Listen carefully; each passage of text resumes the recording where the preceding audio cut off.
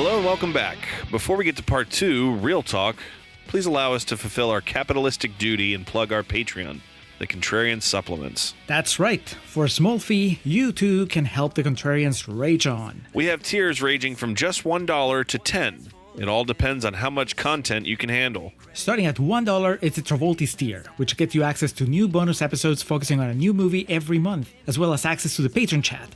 Join other patrons in making fun of our opinions. Moving up to $3 is the Winonis tier, which unlocks access to our pre-recording notes, our video reviews, and our spin-off show, Contrarians After Hours. That's a more laid-back space where we talk about other things we've been watching, reading, playing, thinking about. Sometimes it's related to the movies being covered in the main feed, but it usually isn't. If you want to be part of those patrons who help us shape the show by telling us which movies to tackle, that's when you sign up for the $5 tier, the Embries, and the $10, the Gads. Finally, all supplement subscribers, regardless of the tier, get access to our archive of special patron projects. Head over to patreon.com/contrarianprime now to join. Be sure to listen through the end of the episode to find out what's coming up to the Contrarian Supplements this month. Now, it's time for some Real Talk.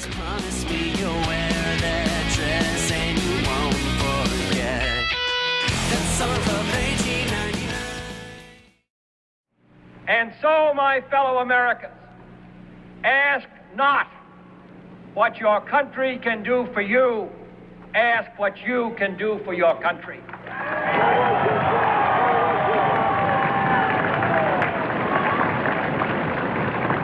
My fellow citizens of the world, ask not what America will do for you, but what together we can do for the freedom of man. Julio, how many is this in our Indian film catalog now? Is this 11, 12? I think it's 12. I think it's 12 because I'm pretty sure Vikram was 11 and we haven't done anything Indian related. Oh, wait, no. Okay, Om Shanti Om would be 12, so this would be 13. So 12. Lucky number 13, baby. Yeah, I guess. Certainly lucky for Brendan Curtis, who, I mean, you've joked about it. He's never said anything, but he kind of gave us a break from Indian cinema after Vikram. And you said, yeah, we broke him with Vikram. Our reaction to it was not positive, and that might have taken the wind out of his sails, at least temporarily, because we got QVRs that were not Indian movies. But now he's back with a vengeance, much like Pathaan and Shah Rukh Khan. Brandon Curtis is back with a movie that he loves, and this time it's a movie that the Tomato Meter loves as well. And the Hindi box office as well. Go ahead and get this out of the way. Pathaan was theatrically released in India on January 25th of 2023, coinciding with the Republic Day weekend. The film received positive reviews from critics. The film set several box office records for a Hindi film, including the highest opening day, highest single day, highest opening weekend, and highest opening week for a Hindi film in India. It eventually emerged as the highest grossing Hindi film of all time in India to that point and set records in all major overseas markets. Pathaan grossed 1,050.30 crore, which is $130 million American, worldwide, becoming the second highest grossing Indian film of 2023, the third highest grossing Hindi film of all time, and the seventh highest grossing Indian film of all time. As I mentioned this already, at the 69th Filmfare Awards, it received 16 nominations, including Best Film, Best Director, and Best Actress. Not Best Actor? Really? Surprisingly, no. I was kind of thumbing through that earlier today. I mean, that's a lot of awards, but it looked like Shah Rukh Khan. Did he graciously bow out of the competition? Like, he had 2 other nominations for different movies. That was the thing. Oh, so I had to pick. He's Zoe Saldana. He's got his finger in like every pie.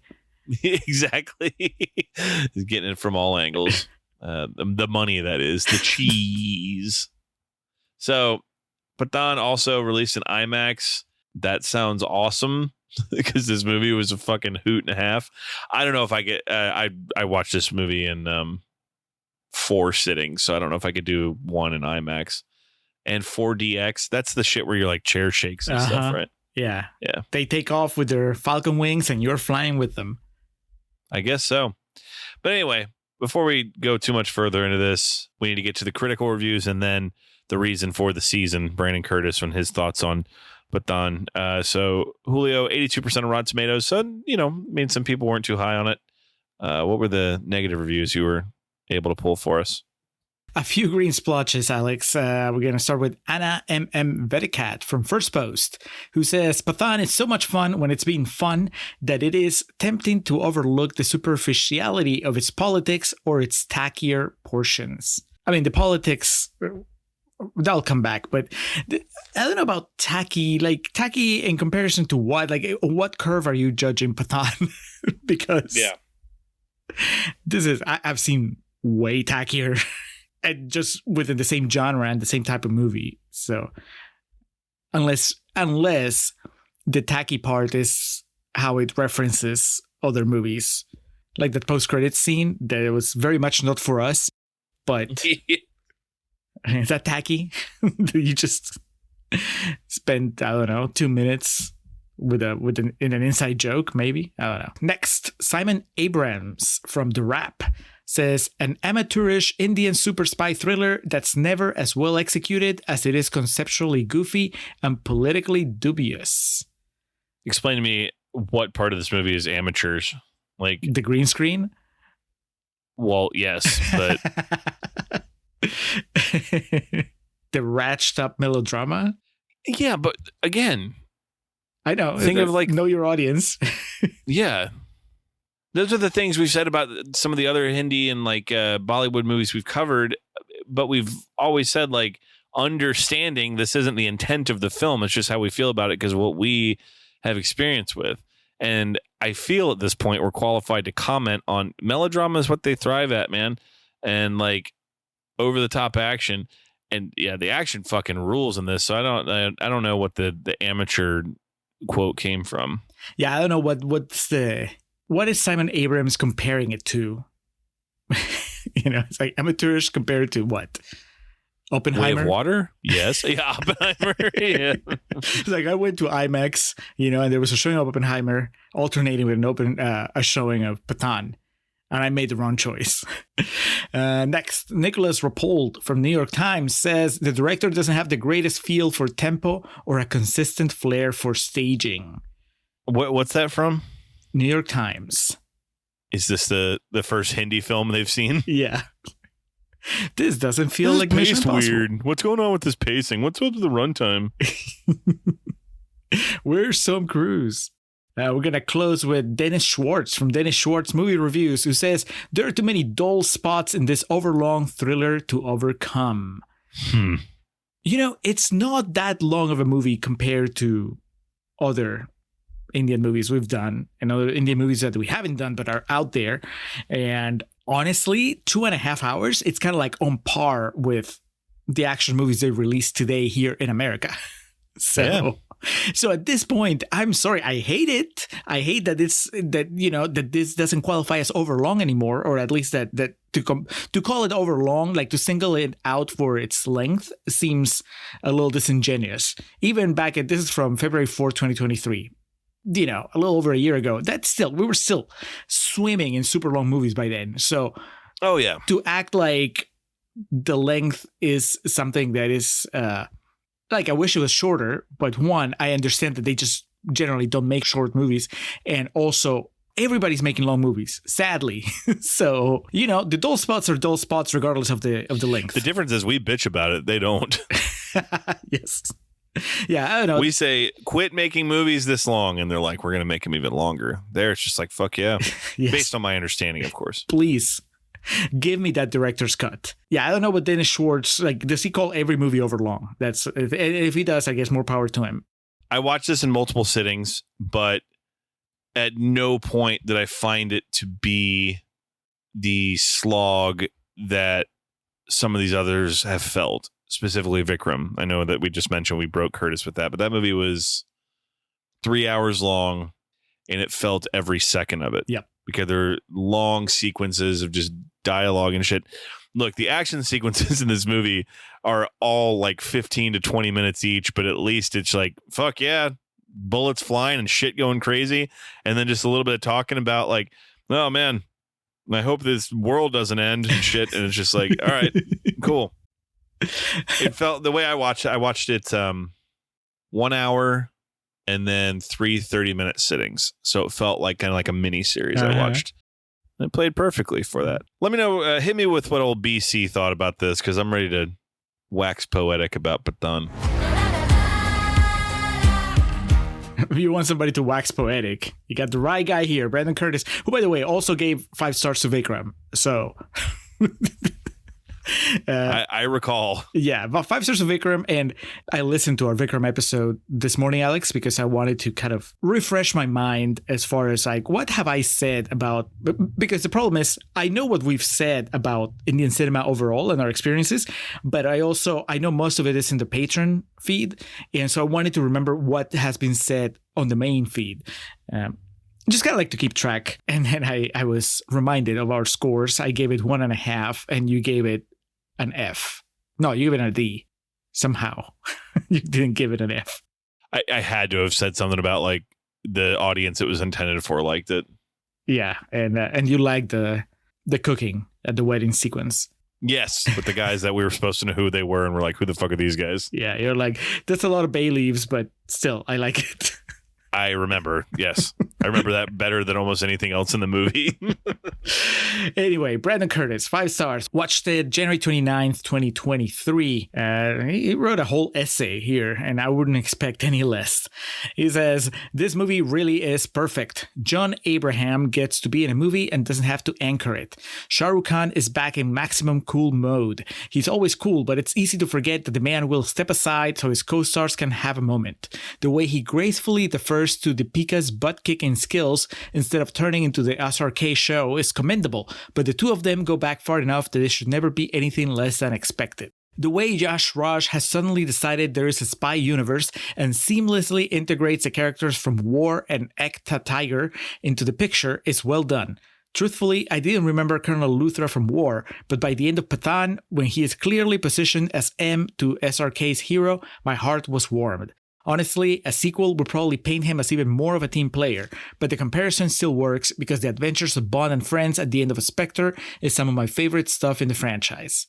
The set pieces are all pretty spectacular. The opening reveal that Pathaan has been captured, the helicopter heist, and the shot of Pathaan's quarry hanging from the skids silhouetted against the sun before a smash cut to the title is the perfect appetizer.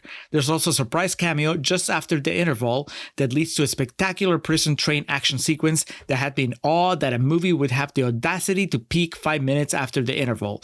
Not only that it peaks, but it absolutely fucking stays ready for the next 45 minutes. There's still a motorcycle chase down a snowy mountain that culminates in a chase across a frozen lake with one participant wearing ice skates. We haven't even gotten to the jetpacks and the meta scene where one jetpack explodes with the sun silhouetted behind our hero and villain. I would call this moment a meta commentary about the team's ambitions and the expectations on SRK and his return to cinemas after a string of flops and a 4-year hiatus. It's flying too close to the sun and it may still yet, but for the moment, Pathaan is a smashing success at being everything as the Darth Anon Spy Universe joint could and should aspire to be. Proof that it works as well as it should, character name drops in Indian cinema tend to be executed on the level of the Jason Friedberg and Aaron Seltzer, insert adjective here, movie series. But one character actually delivers an excellent one-liner about the trope of Indian and Pakistani spies falling in love and switching sides that is prevalent in this universe. Great day, great movies, no notes. I think he watched this in theaters because he's talking about an interval, an intermission. I didn't get an intermission. Did you watch it on Prime also? Yeah. Yeah. It was just like and I did make my own intermissions, Alex, like you did. I was not smart enough. I just watched it in one sitting. There was like a couple of let's take the dog outside breaks, but it wasn't. And I need to be clear. All of these movies we've done, these Hindi films that often have a runtime between 2.5 and 3 hours, sometimes over 3 hours. I watched all of them in sittings also. I think Karti was the only one I watched in one sitting because I was just like, fuck yes. But still, like with, I'm sorry, Vikram. I was dreading going back to it with this, I was just like, all right, let's see what happens. Yeah, this was better than Vikram. That's like an easy call. That's not. I was going to say, I think this is more in my wheelhouse than yours. I've already recommended this movie to somebody. Oh, wow. Yeah, to my friend Brody, who doesn't like watch movies the same way like you and me do per se. But like Point Break's one of his favorite movies, and like he loves big, loud action movies, as you know, anyone does or should. And I was like, dude, I don't know how much you fuck with foreign films, but there's this movie on Prime called Pathaan. I was like, you'll need to watch it in 2 parts, but if you need something to do to kill time before football starts, this movie is so fucking up your alley. It's ridiculous because it is just escalation after escalation of preposterousness in terms of like action sequences and shit. And being serious, yes, the CG ranges from some of the best I've ever seen to some of the worst I've ever seen, which is funny. And it makes for different like dynamic in some scenes. Like the lab, I was like, I don't know how much of this is real. And typically, you know how I'm like the first to call out if I can tell nothing happening on a screen is real. Yeah. And I loved the train sequence, even though it looks like shit. Some of it does. There's moments of it where it looks like shit, but the fight choreography is so dope. Like, and that's a lot of times where I get hung up on that shit is when the setting's fake and the fighting's fake. And I mean, it's fake because it's a movie, for Christ's sake, but like, you know what I mean? Like when the characters are CG and the setting's CG, if I watch this again, I might get hung up on some of it. Watching it today, I was more focused on the choreography of the fighting and how cool like the fight maneuvering and the fights looked, and like it was almost like Old Boy-esque there in the train of like all these fucking people have shit to do, and it's you know, where do my eyes focus? That it distracted me from the fact that when I did look at the outs like the window of the train, I was like, oh man, it looks like Super Nintendo. But and even when they got like the miniguns and shit and were shooting shit down, I guess that's a compliment I can pay it. The action was so good, and like the physicality and the choreography of the fight scenes and whatnot was so good that it distracted me at times from how bad the CG was. Now, and like the ice, that was really bad. But there were some things like that whole opening sequence. I guess that was what was shot like or edited during, you know, COVID lockdown. Yeah. They're like, all right, every grain of this we get to actually focus in on, because all that looked fucking spectacular. So that is interesting. I imagine watching an IMAX, it would have stuck out a bit more. Being like, huh? But then you have the awesome sound, like the Oppenheimer level sound surrounding you to just maybe distract you a little more. Bob Bullock showed fucking Pathaan and Curtis was like, hey, we gotta go see this movie. When all the world is burning and fearing all the time, crying every breath out loud for help, but there's no one around. I'm gonna go back to my original statement. I feel like this movie is more up my alley than yours. The issues and like holes, the very obvious holes we called out in the first part, I did not find myself having any issues with watching this. That surprised me because you like Ricochet. Because Ricochet's fucking awesome. That's a very fair counter argument. It goes to show with these Hindi films. I mean, we've proved it already. We've really liked some of them, not liked other ones.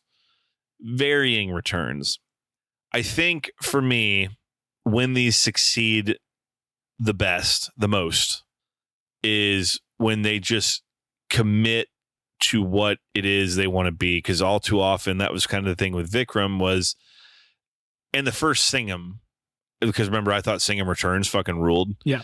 For me, taking it in, when a movie seems to want to do too much, even if that plays very well with its target market, this is, again, what this podcast is you and me talking about how we feel about these movies. And so Vikram or the first Singham, and what was the one we both really disliked? Vikram? The romance one. Virata Partham. Yes. Parma? Parma? Virata Parma? Yeah. These movies that have a hard time figuring out what they want to do, or excuse me, they just don't commit to one thing. Because again, these movies we've watched by and large know what they want to be. They know their audience want it. But for me, just commit to one thing. And this movie, more so than any of the other ones we've done, even fucking Karthi, like this is just fucking off the wall, ridiculous action from the jump. And like I said, the dialogue is basically just, oh shit, the bad guy got away. Oh shit, the bad guy is gonna like end the world. Oh, now it's heavy petting and flirting, and fuck you, bad guy, I win. Yeah, exactly. Like, and then USA. Yes. That's basically the speech at the end there. Every movie needs to end with a JFK quote. I literally, like, my voice cracked. I went, what? When he said that at the end, I was like, what the hell? I mean, there's a reason it's one of the most celebrated lines in the history of global politics, but not again, intended to be used this way. when this movie was made, one, that quote was 80 years old, and two, yeah, I don't think just like the joke I made in the first step, JFK, I don't think he said that with the intention of your country selling you out for your pregnant wife to get gunned down. But you know what? In the moment, I was like, fuck yeah, dude. Things that are so wonky about this that they're funny. Top of the list, the timeline. I'm not kidding. In the first half, I was confused several times about where we were, like in terms of like what year it was supposed to be. And I did laugh out loud when they did the present day, and then 20 minutes of the movie elapsed, and then they threw up the present day thing again. I was like, what the fuck is going on? That one, I got over it really quickly, because once I realized that it was going to be, they're telling the story of Pathaan, I was like, I shouldn't try to follow it. And, that's one of the positives, because I remember being not confused, but just having a hard time staying on point with Vikram, which, I'm going to reference it because that's the most... It's the most recent, but also the most I've struggled, I think, with one of these, right? It was at the time I said, oh, it was the subtitles, but also they had like 5 different plot lines going on, a lot of characters, and I just had a hard time figuring out who was on whose side and what were their motivations, all that stuff. This is pretty straightforward. So even when they had the time jumps that were maybe unnecessary or a little overdone at times, I'm like, this is pretty easy to follow. He's the good guy. He needs to get the thing. He needs to rescue the guy. He needs to fight the villain. I mean, that is all very, very straightforward. I could tell when there were like the flashbacks are just purely so you can have a little bit of backstory for a character trauma, and then that's it. So it didn't bother me. I kind of smiled at the because yeah, you're right. They overdo it. There's I think a simpler way to tell the story that would actually make it better. I think it more economical. Dude, like that's straight up MacGruber shit I have in my notes too at some point when they call it 6 seconds MacGruber, because I think at some point they call out, how much time's left on the clock. But that's the whole thing of it wasn't intentionally funny. It was just present day. Then they tell the story, and then it just says present day again in the Blade Runner font. The cameo, not a cameo. I don't know what you call it. When Tiger shows up. Yes. But you have to keep in mind. You have to keep in mind how much we marked out when Singham showed up in Suryavanshi. Right. So what is this then? I mean, we just have no context. Right, but is that fair? No, but if we watched Suryavanshi without ever watching Singham, we would have done the same thing. Like, what the fuck? Yes, I hate that you have a good point there, because I just don't think this is called Pathaan. So if I am like an average moviegoer and I just go, it's not even like, if you read the description, it doesn't say, oh, this is third in the series or whatever.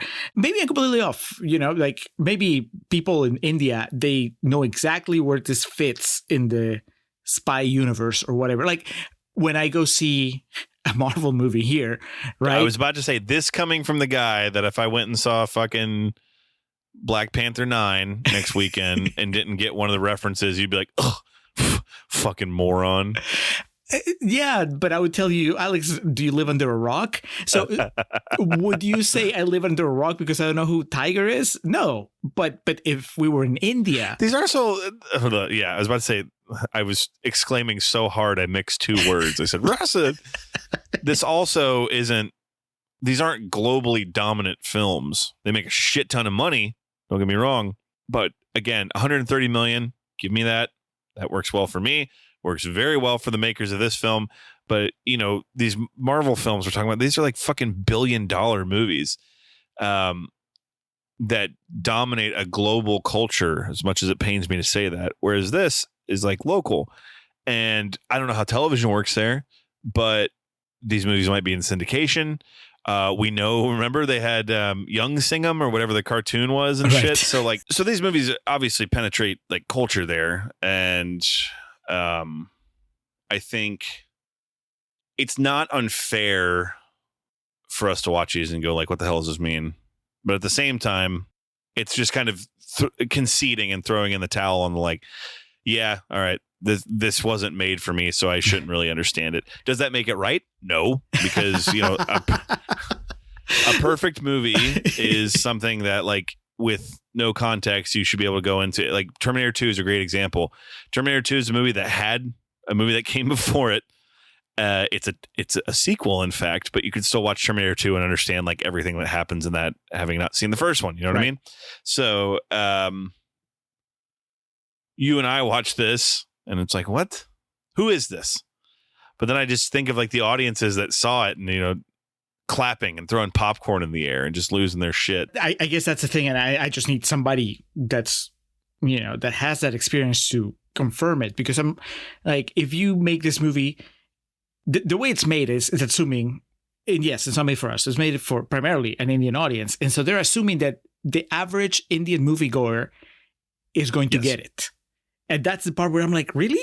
Would they? And maybe they would. I mean, somehow I have less trouble buying that they would get the Singham and Simba appearances in Surivanshi. And maybe that's a double standard, right? Like, oh, I got them because I'd seen the movies, so it's easier for me to buy that. But maybe it just feels like it comes out of nowhere, man. And I want to say, even in Surivanshi, maybe you get a little bit of build up to that.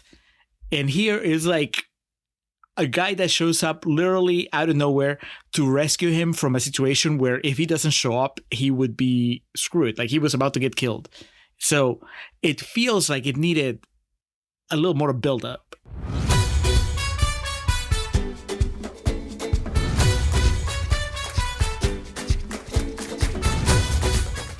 I'll give you that, because plot-wise, Singham showing up in Surivanshi makes sense because they need like the baddest ass motherfucking cop out there. And then here, it's just kind of like he just gets saved by this dude, and it's like, okay, right, let's run away from a train now.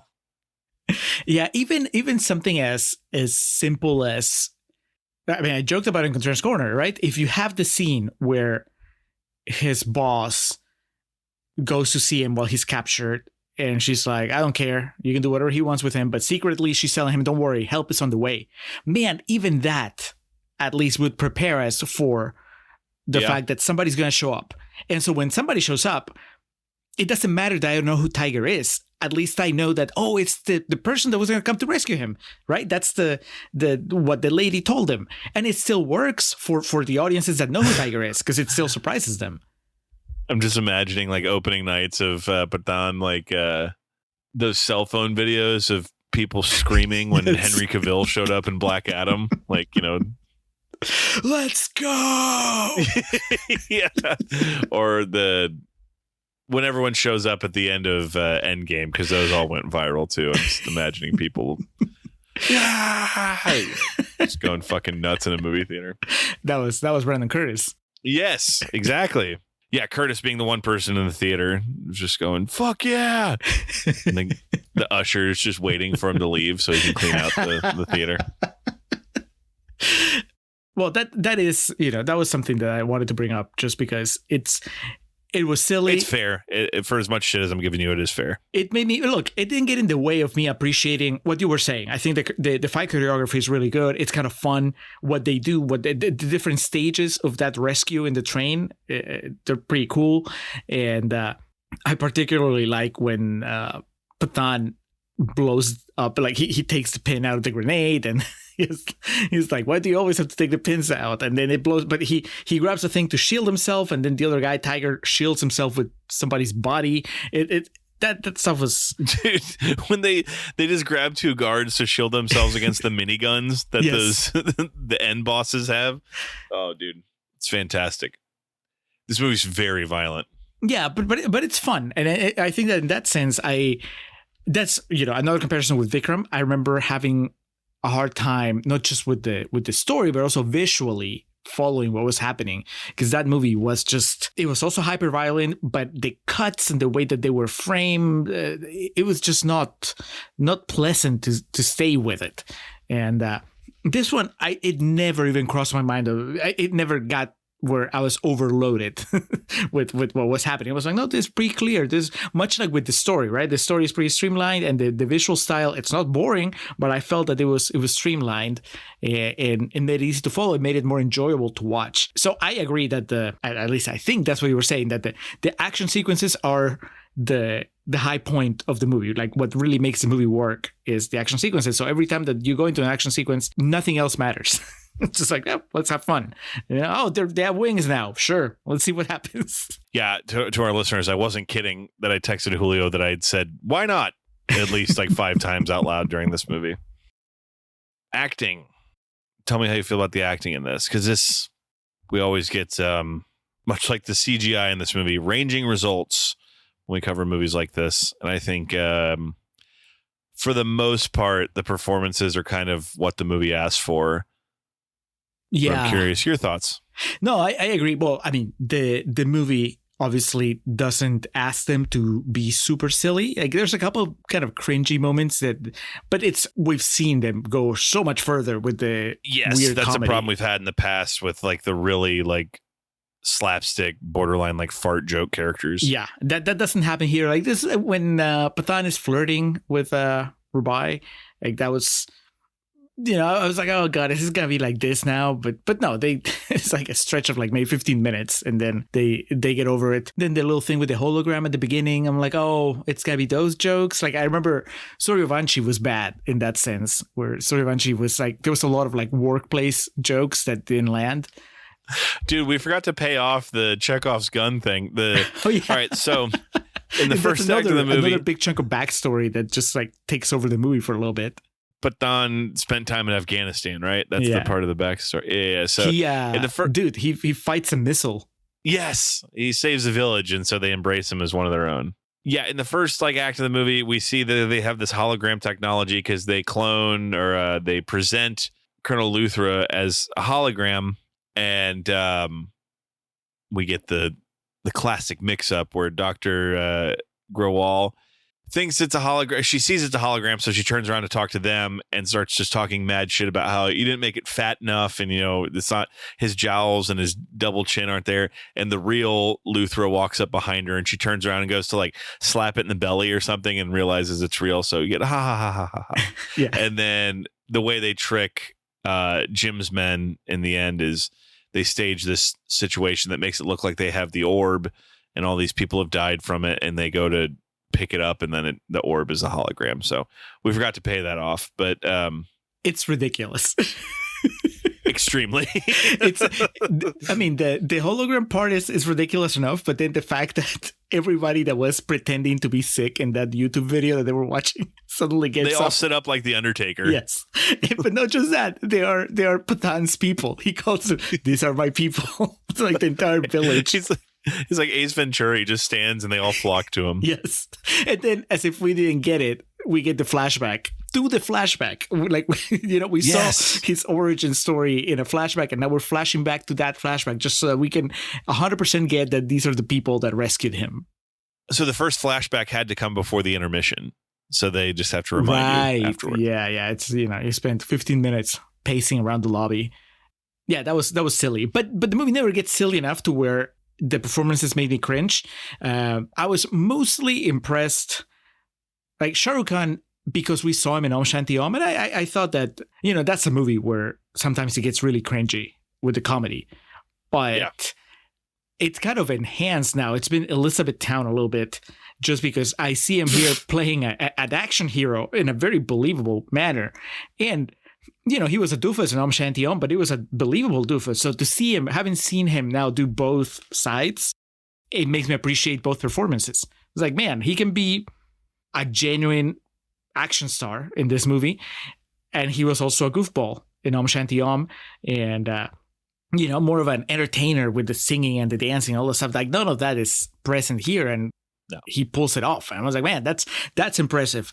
Now, does that make him the most entertaining person in the movie? No, because for me, the guy that's playing the villain, is that John Abraham, the guy that plays Jim? Yes. Yeah, I thought that he was great at all times. I mean, I guess you could say he gets the juiciest part, right? Because he gets to be the bad guy with all the bad guy speeches and the bad guy moments, all his mic drops.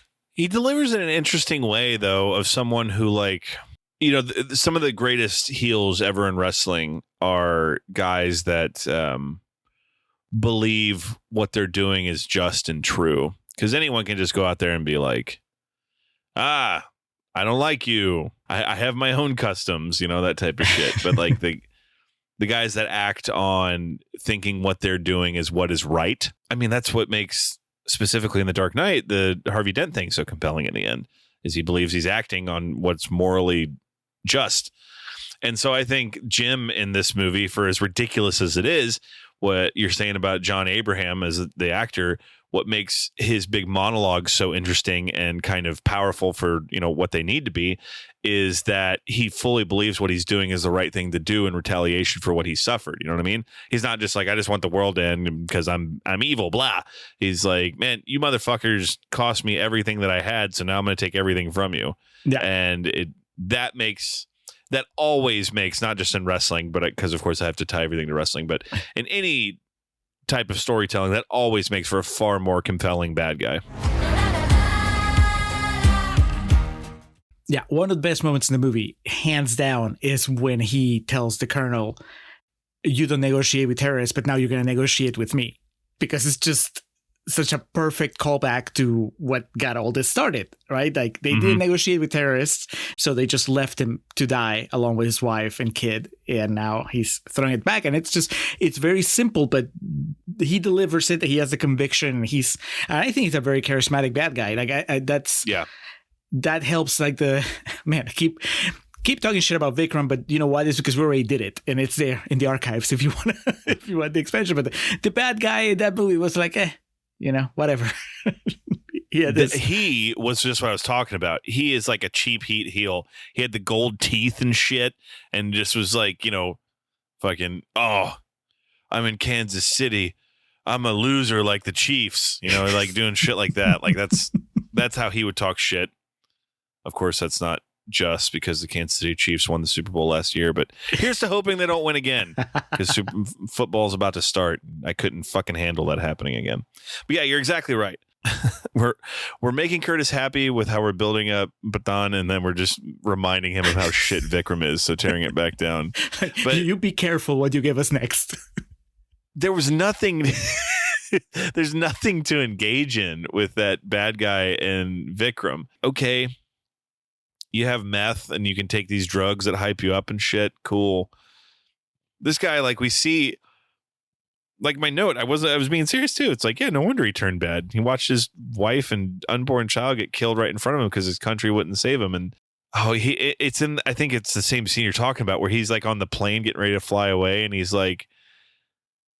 talking about, I know how you feel right now, the uncertainty, and you don't know what's going to happen next. Isn't it exciting? Like, he's like talking shit to them about it. It's great. In a very evil bad guy kind of way. So yeah, I'm on board with you of him being probably the most compelling part about this movie. I didn't have really anyone that stood out like, oh, this acting is not, this part of the chain's not holding up as strongly as the others. And the comedy, like you said, it doesn't distract from what's going on. The comedy is few and far between, to be fair, but that's been a problem with some of the other movies we've done of the same ilk, that the comedy can kind of derail what's happening. I think the closest it comes to it, but not really, because they call out how stupid it is when Pathaan tells Rubai, like, have you seen a cop? She's like, why? He's like, because I see a bomb, like looking at her. And then he like touches her thigh and he goes, boom. Yeah, that's pretty corny. Oh, here's something. Especially just for the times we live in, and when this movie was made, didn't hate the idea that they were dead set on getting a vaccine made and talking about how important vaccines are. Yeah, but it's like a throwaway. I mean, really, the only reason it's there is so that they can expose themselves to the virus by accident. I mean, it is funny, actually. That's more of like a behind the scenes interesting thing, that we had a brief period of time where it seems like, look, I'm not going to argue that COVID-19 changed the world. I mean, it really is like, I don't know what it's going to be like 20 years from now, but I know that now and for the foreseeable future, there is like pre-COVID, post-COVID, right? Like if you lived through it, you remember what it was like before, what it was like after, whether you live with lasting consequences of it or not. You know, like some of us were lucky enough that even if we got it, it was just like, well, we got over it. And, you know, we think of the lockdown as this period where it was like, it was weird, you know, we couldn't leave the house. And that's one way of putting it. Right. But that's because, you know, we can look at it. And I know there are people that had like a much more traumatic experience exponentially. And you know, I always call this out. Here in America, we never had a lockdown. Right. People say that all the time. Like, people who say that are people who are entitled and don't understand what an actual lockdown means. Correct. But it's still, I know that there was a point where we were like, well, how long is this going to last? And, you know, what happens after? And so I think there was a brief period where movies started kind of realizing or trying to figure out like, okay, so do we address it? Do we not address it? Is this real history, or is this something that is just like a flash in the pan, and like 2 years from now, nobody's going to be talking about it, right? And so there's like a smattering of in quotation marks, like COVID movies. You know what I'm talking about? Like the movies were like literally about COVID, but not about COVID. It's just that they happen to take place in a world where COVID is a thing. And I think there's like, is a Megan Fox movie that's like that? Maybe there's a few, right? And this one, just the fact that they name drop COVID-19 and they have a plot point late in the movie that is about a virus that's being developed, like forget about whether they're trying to get a vaccine or not, like that's interesting to me that somebody made a movie in when was it that this was shot? All right, so yeah, like I mentioned earlier, principal photography began in November 2020 in Mumbai. In January 2021, filming moved to Dubai. Some of the major action sequences, including a long chase sequence, were shot in the same schedule. That might be part of it, Julio. We're talking about the lightness of traffic there. No one on the road. On April 12th of 2021, the crew took a 2-day break. However, following the reports of some crew members testing positive for COVID-19 and subsequent lockdown in Maharashtra, further schedules of the film were postponed. In the heat of it, to your point, this was in the thick of it. Yeah, I mean, at some point, somebody made the decision of dropping a COVID-19 reference. And I just find that probably more interesting than the entire movie because of the context. And it just sets me on this train of thought of how we adopt things into pop culture. Also, it's said with the intent of stressing how dangerous this new thing is, say that it's worse than COVID. Exactly. And that is something that, you know, you think, how does that play 20 years from now, right? And like the first thing I can think of is like something like AIDS, right? Like AIDS was a thing that didn't exist. And then the HIV virus and AIDS and all that stuff starts becoming part of society. It becomes a term. It becomes a thing that society lives with, that has to contend with, and so on. And then at what point do movies start acknowledging that? And at what point does it stop feeling weird? Because at this point, I'm still at the point where if I see a movie that casually name checks COVID-19, it takes me out of the movie for a little bit. I just pointed. It's like, oh yeah, COVID-19. It's that thing, but it doesn't. Whereas like that doesn't happen if somebody name checks AIDS in a movie, right? But at some point, it must have felt that way. And so, yeah, that train of thought, it kind of like sparked in the back of my head when that happened. So you probably asked me what happened in the next 5 minutes of the movie, and I wouldn't be able to tell you.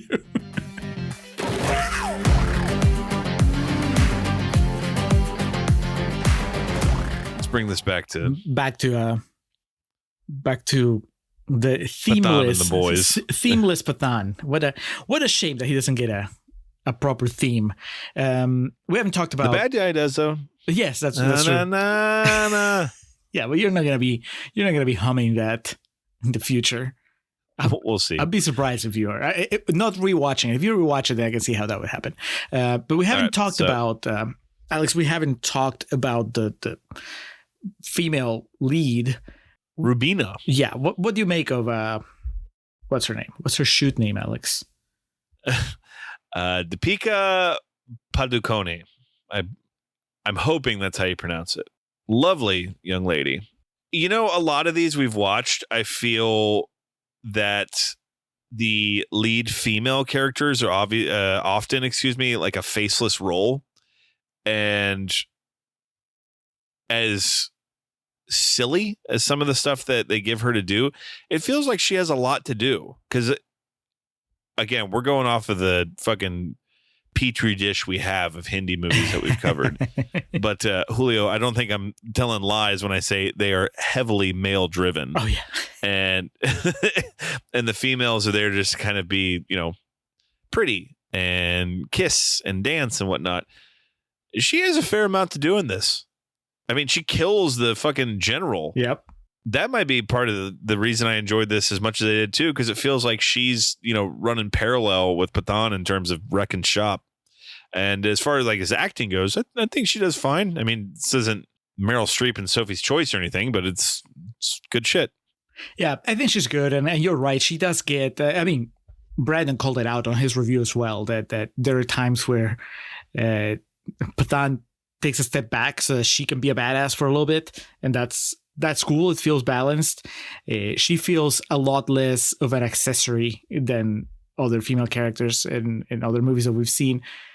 I have the misfortune, I guess, of actually having seen all the Mission Impossible movies. And I've been trying to not draw that comparison because I think it's easy, but I think it's inevitable because of the setups and some of the set pieces and even the double crossing potential love interest for the protagonist. I mean, that's something that happens in Mission Impossible. There's a couple of like really cool female spies that have become kind of iconic in the latter entries in the series. And so I was kind of like drawing that comparison and much like pretty much with every other character in the movie, where the performance is fine. The stunts are great, like the character is fun, whatever. But I am not invested in a way that I think I am with the mirror images of these characters in, let's say, the Mission Impossible franchise, right? Like I don't care if they hook up. And I feel that their backstories are just manipulative. I feel like other than hers definitely, hers and not the bad guys. But I think that the discussion we should have probably about the bad guys is if it goes too far. How do you feel about that? Did we need to have his pregnant wife like they shoot her off camera, but we're still like it's still pretty awful. Like, is it too awful for this type of movie? There's no subtlety. Like he points the gun at her womb, yep, and then it cuts away to him like reacting to it. Is it a better movie if that doesn't happen? It's a more cut and dry movie because there's no like, for me as a viewer, there's no. If he just sells out his country and becomes a bad guy, no. So it happens. We just don't see it. Like it's the way that we find out is, he tells us about it, or maybe we just cut before they pull the trigger or something. I don't know. No, yeah, I get what you're saying, but it's I feel the movie doesn't shy away from anything else that happens. And again, we're speaking of a movie that's not like meant for us, and so it's kind of hard to sometimes like. You say like they cut away and everybody in India is like, "Boo." Everyone watching the movie is like, what happened? So I don't know if who's to say, really. For me, it was just kind of like, Jesus Christ. I told you I literally have in my notes, no wonder he turned. And so it's, how you and I view movies and what our general intake. We see something like that in a movie that has this kind of absurd / light of a tone. And it's like, good God, man, it's going to stick out. If someone asks us about this movie tomorrow, we're going to be like, well, there's this shot where this pregnant woman gets a machine gun pointed at her and it's pretty off-putting. But, who's to say that the target market for this watches that and just doesn't bat an eye at it? It's just kind of like, oh, yeah, this is the way it's presented to us. That's not to imply any kind of barbarism or anything. It's just kind of like, what they watch or how they ingest it, rather. Yeah. To us, it feels weird that it goes that far. And maybe if you watch a lot of these, it would feel weird if it didn't go that far. Like, what happened? Why didn't they show it? And to be fair, all of these big action movies we watch, these Hindi action films, always crescendo with just intense violence and people getting their comeuppance in like the most horrific ways possible. And I don't mean that in the sense of like, Saw levels of gore, but like the way these people die is always very intense. And I mean that they make movies, brother. That's what they do. They make them in the most blatant and visceral ways. And sometimes it works for you and I, and sometimes it doesn't. This worked for me though. Yeah, it does. It worked for me just enough, but not.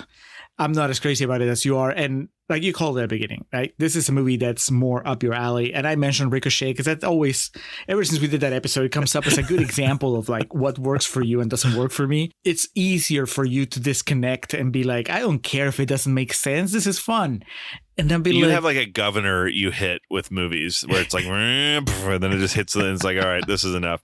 With me, it's just like fucking floor it. Let's go. Let's see what's the most ridiculous shit we can do. Raza was Pathaan's buddy that helps him out in some situations and get gunned down in the end. So it is a shame that when they all band together at the end, Shah Rukh Khan doesn't go, Raza! And then, he has him pull the trigger.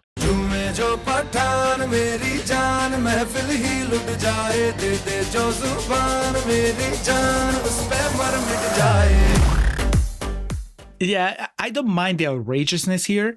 And it's not even like with Ricochet, and you can go listen to that episode if you haven't, but my problem was that it stopped making sense.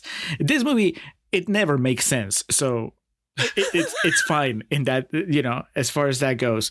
My problem is that I don't, like a Single Trash Corner, like I never care enough, I think, for it to not be a problem, that it runs for a little too long. And it tries to get me to care in some instances. Like the entire sequence where the doctor, where the whole lab gets infected and they end up killing themselves, and it's like this big dramatic goodbye. It was like I think it's Trash Corner. Maybe it is just that this character means a lot because she's in other movies and, well, this is her goodbye. And so then it matters. But just based on what I watched in this movie, like I like the character, okay, but I don't care. I certainly don't care enough for the movie to stop and really devote so much time to this, right?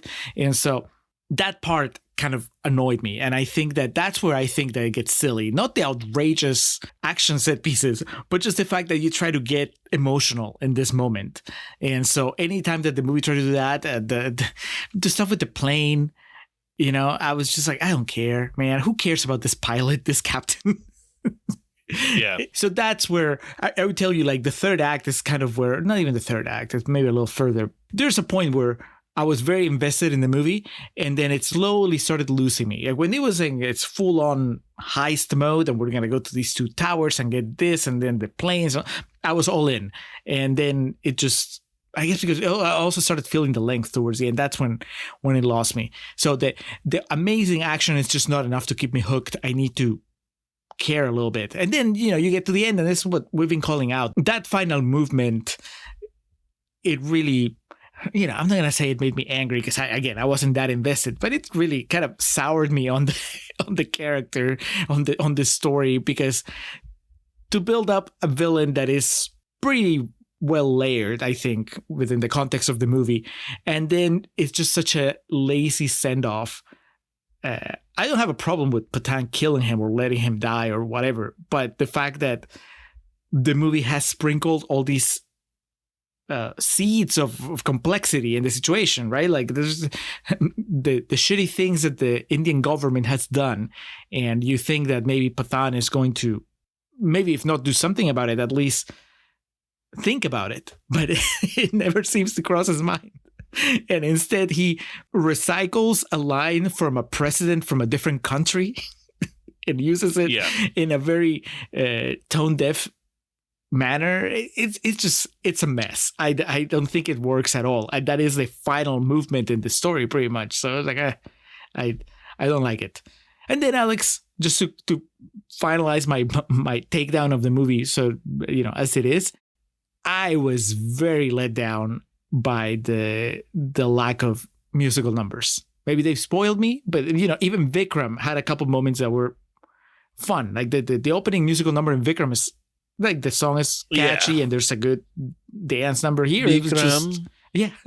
Yeah, I completely forgot about the opening was a musical number. Yeah. When you mentioned that, I guess because I was just kind of getting comfortable, and I again have been spoiled. So when they got to Spain, and to me was the first one kicked in, I was like, okay, here we go. Yeah, it is something, even as in ridiculous of a movie as this is, you kind of hope for at least something like that. It didn't come enough. Yeah, we needed, and I've seen Shah Rukh Khan, sing and dance a lot in Om Shanti Om. So I was like, what happened? Was he like too tired? I was like, no, I'm not doing it in this one. Just give me the guns. That was a bummer. So anyway, Alex, I think that we've reached the point where we give our scores, and I'll start so that we end up on a high. But I'm gonna, this movie, at one point it was at 3.5 stars, and like I said, there was a steady decline the longer it went. So by the time that we were done, probably gonna land on, 2.5 stars. I was gonna say 2, but no, really 2.5, because I still like the bad guy a lot. Damn. And there's a lot of fun stuff. And you are right, it is not the tiger thing, the tiger cameo, the tiger appearance.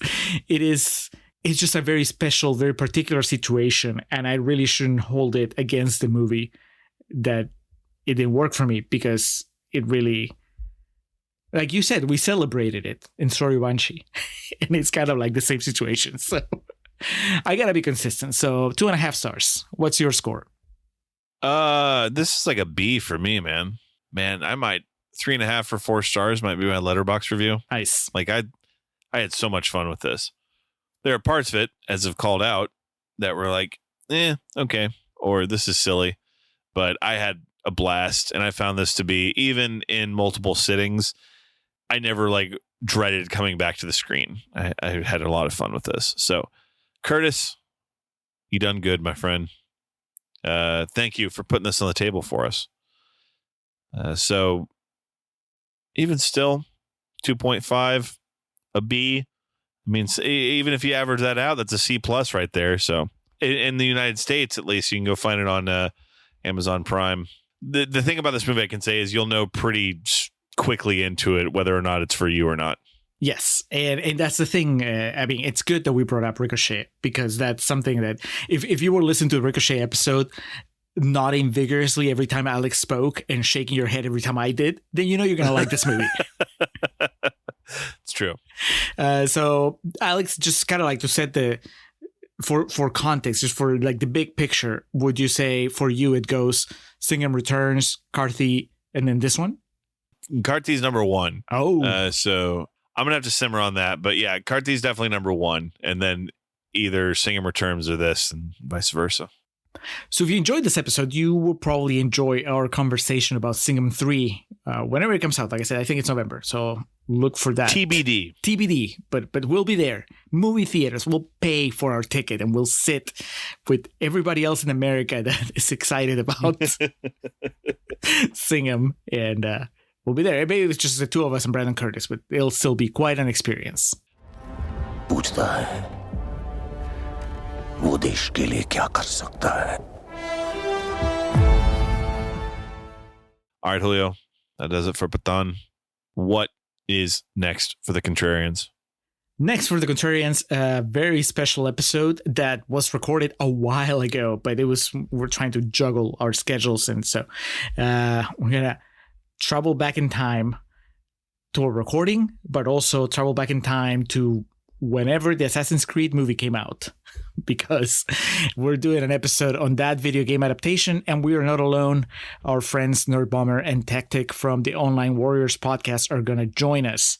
So it will be a lot of fun.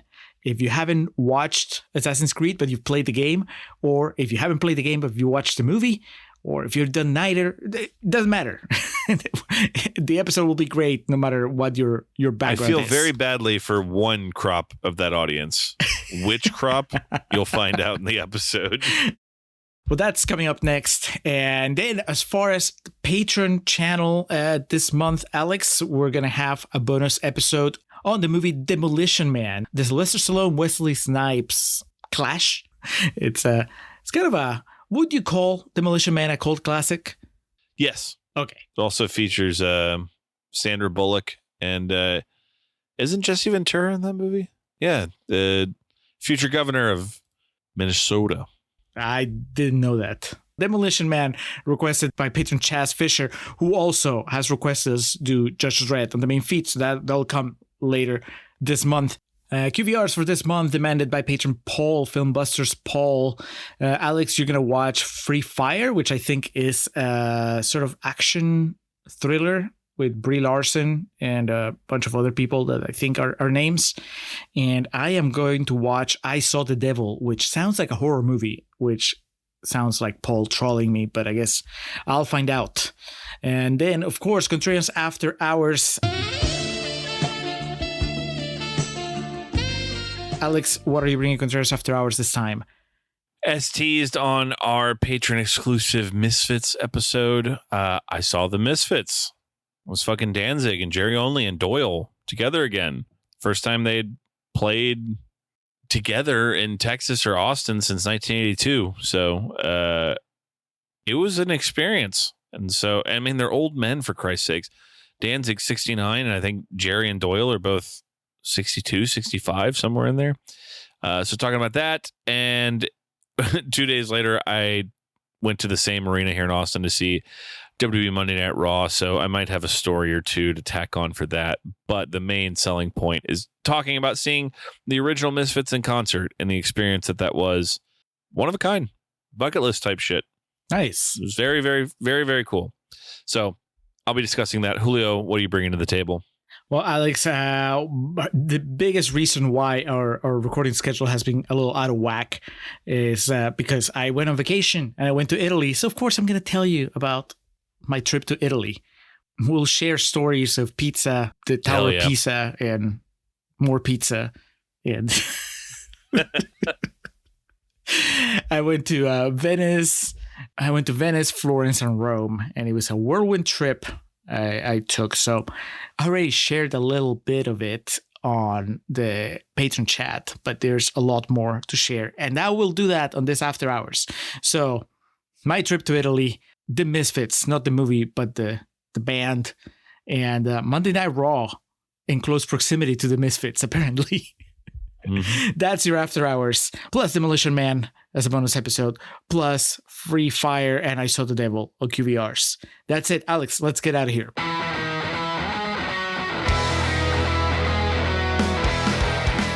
Welcome to our end credits. Or as we usually call them, our perennial plugs. We start off by giving thanks to the Festive Years who provide our opening and closing tracks. They kick us off with Last Stand and take us home with Summer of 99.